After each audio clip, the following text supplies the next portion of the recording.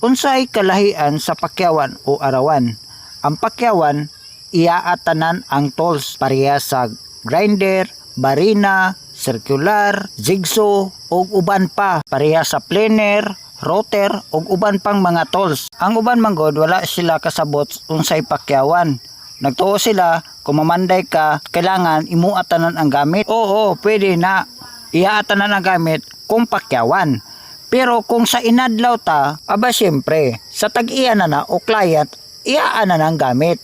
Siya ang mangita o gamit. Iyaana tanan. Kay inadlaw man ta, ang atua, labor lang man, so inadlaw ta, maura na siya. So ang gamit na sa mga tools, siyempre, sa tag-iya na no? Siya mo'y mangita o gamit. Mao na siya ay tinuod para masabtan gyud sa uban no. Kay ang uban manggod wala kasabot ingon ana unsay pakyawan o sa inadlaw. Nagtuo siguro sila ang pakyawan hiyahay.